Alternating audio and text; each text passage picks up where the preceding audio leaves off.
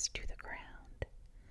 "My lords," he said, "come to my home to wash your feet and be my guests for the night.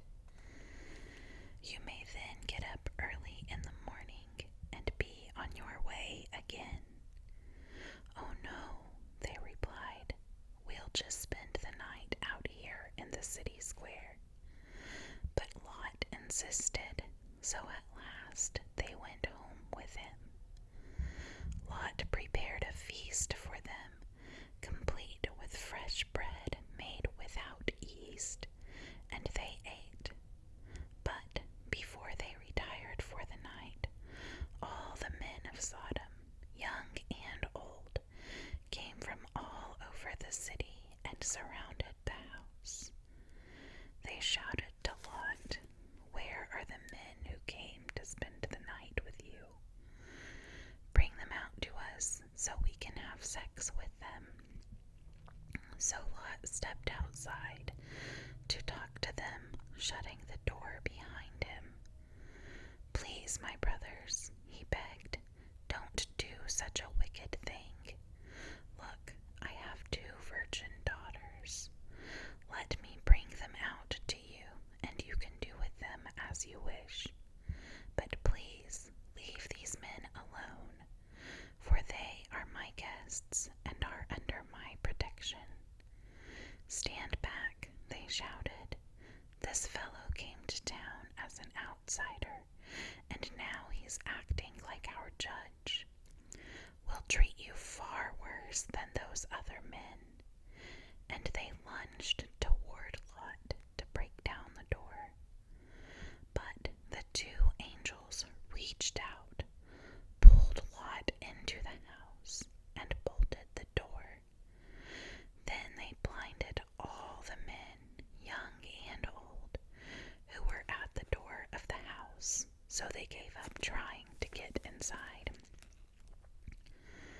Meanwhile, the angels questioned Lot. "Do you have any other relatives here in the city?" they asked. "Get them out of this place, your sons-in-law, sons, daughters, or anyone else, for we are about to destroy this city completely. The outcry against this place is so great it has reached the Lord, and he has sent us to destroy it."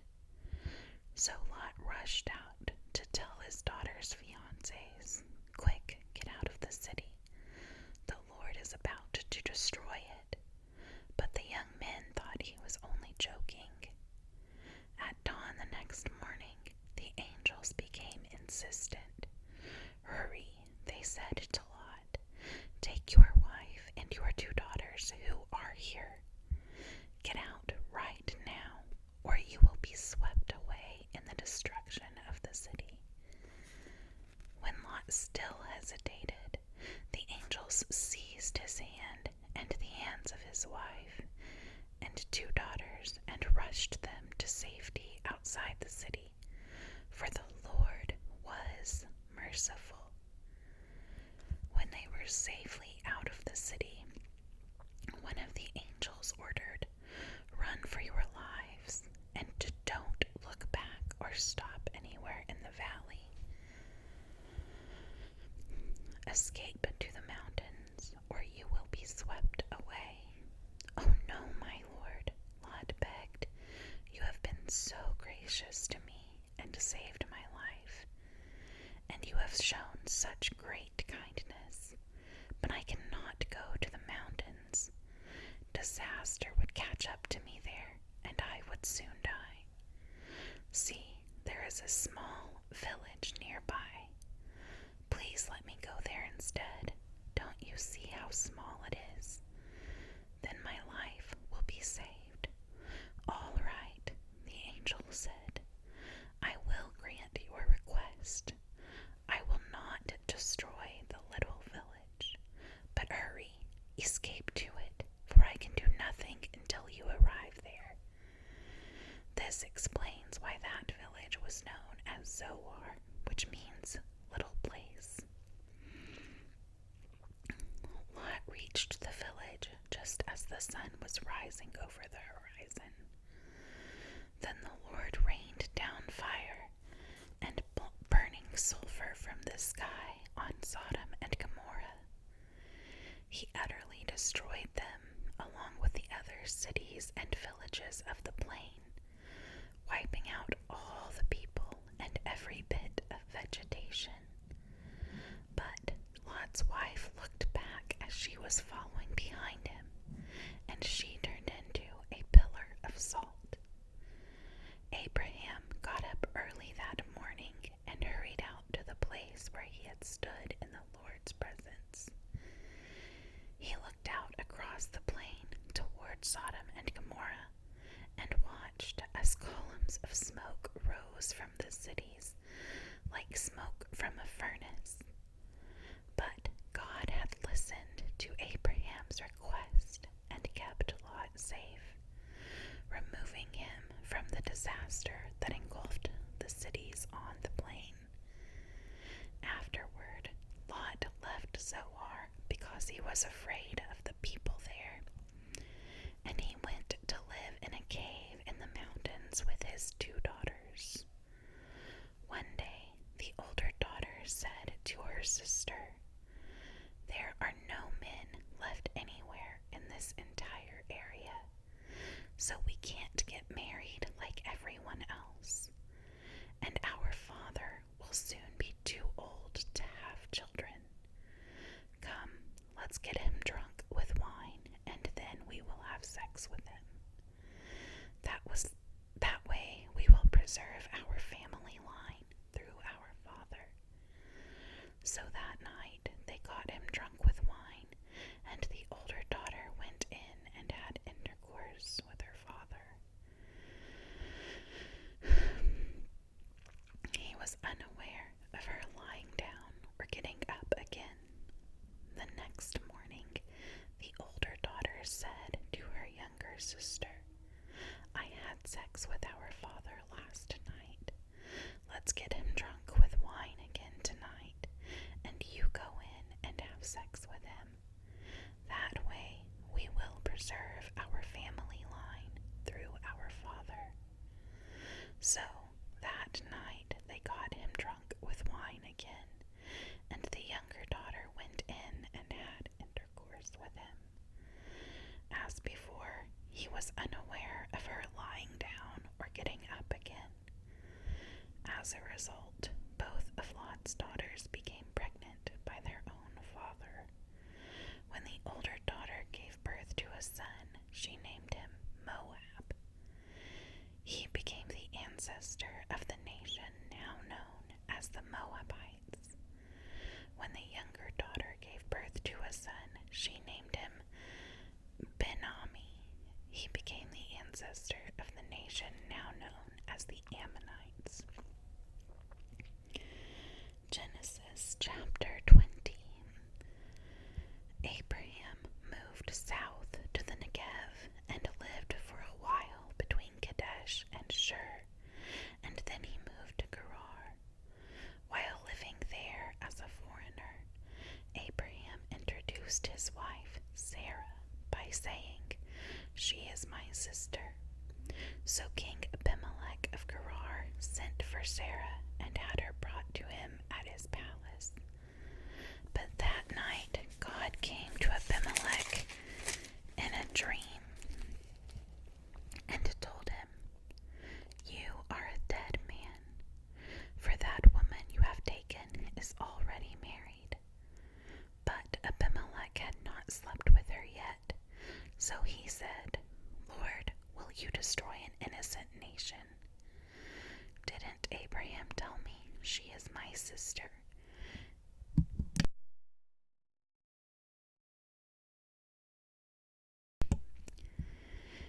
And she herself said, "Yes, he is my brother. I acted in complete innocence. My hands are clean."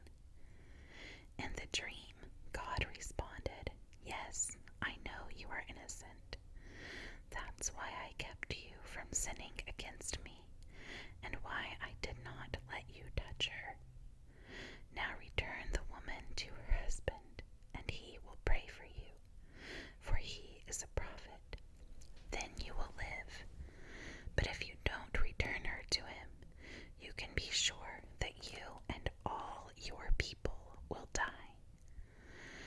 Abimelech got up early the next morning and quickly called all his servants together. When he told them what had happened, his men were terrified. Then Abimelech called for Abraham. "What have you done to us?" he demanded.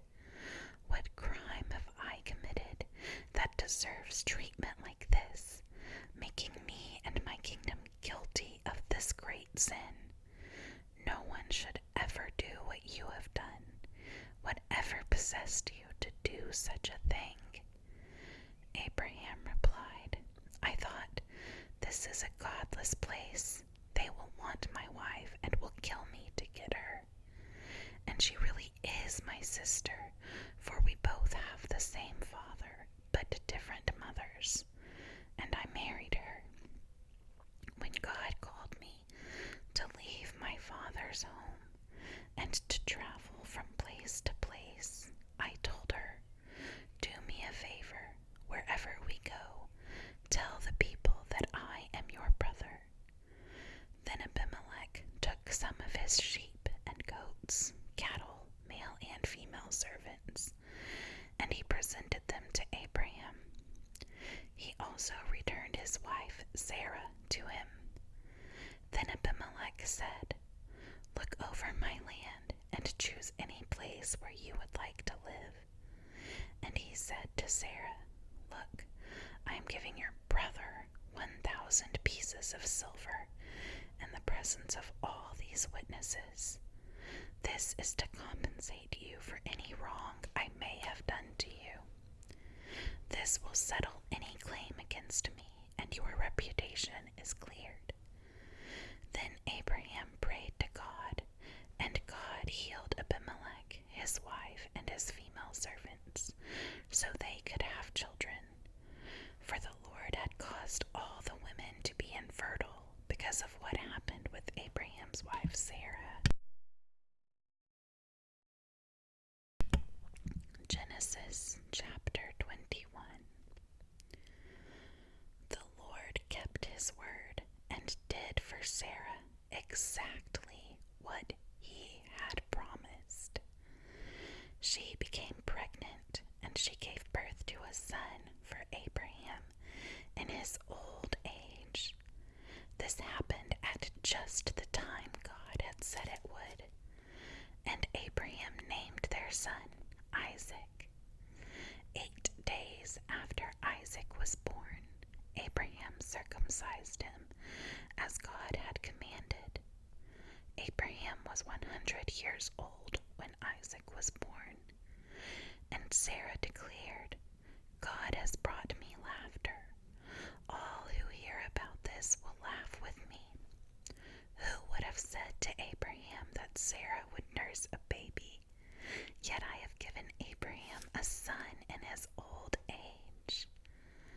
When Isaac grew up and was about to be weaned, Abraham prepared a huge feast to celebrate the occasion. But Sarah saw Ishmael, the son of Abraham, and her Egyptian servant Hagar, making fun of her son Isaac. So she turned to Abraham and demanded, "Get rid of that slave woman and her son. He is not going to share the inheritance with my son Isaac. I won't have it." This upset Abraham very much, because Ishmael was his son. But God told Abraham, "Do not be upset over the boy and your servant. Do whatever Sarah tells you, for Isaac is the son through whom your descendants will be counted.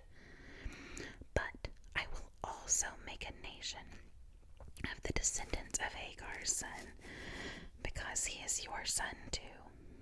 So Abraham got up early the next morning, prepared food and a container of water, and strapped them on Hagar's shoulders. Then he sent her away with their son, and she wandered aimlessly in the wilderness of Beersheba. When the water was gone, she put the boy in the shade of a bush. Then she went and sat down by herself about 100 yards away. she said as she burst into tears. But God heard the boy crying, and the angel of God called to Hagar from heaven. "Hagar, what's wrong? Do not be afraid. God has heard the boy crying as he lies there. Go to him and comfort him, for I will make a great nation from his descendants." Then God opened Hagar's eyes, and she saw a well full of water. She quickly filled her water container and gave the boy a drink. And God was with the boy as he grew up in the wilderness. He became a skillful archer, and he settled in the wilderness of Paran. His mother arranged for him to marry a woman from the land of Egypt. About this time, Abimelech came with Phicol, his army commander, to visit Abraham. "God is obviously with you, helping you in everything you do," Abimelech said. "Swear to me in God's name that you will never deceive me, my children, or any of my descendants. I have been loyal to you, so now swear that you will be loyal to me and to this country where you are living as a foreigner." Abraham replied, "Yes, I swear to it." Then Abraham complained to Abimelech about a well that Abimelech's servants had taken by force from Abraham's servants. "This is the first I've heard of it," Abimelech answered. "I have no idea who is responsible. You have never complained about this before." Abraham then gave some of his sheep, goats, and cattle to Abimelech, and they made a treaty. But Abraham also took 7 additional female lambs and set them off by themselves. Abimelech asked, "Why have you set these 7 apart from the others?" Abraham replied, "Please accept these 7 lambs to show your agreement that I dug this well." Then he named the place Beersheba, which means well of the oath, because that was where they had sworn the oath. After making their covenant at Beersheba, Abimelech left with Phicol, the commander of his army, and they returned home to the land of the Philistines.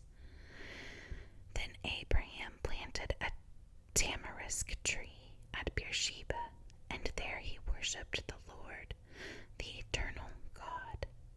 And Abraham lived as a foreigner in Philistine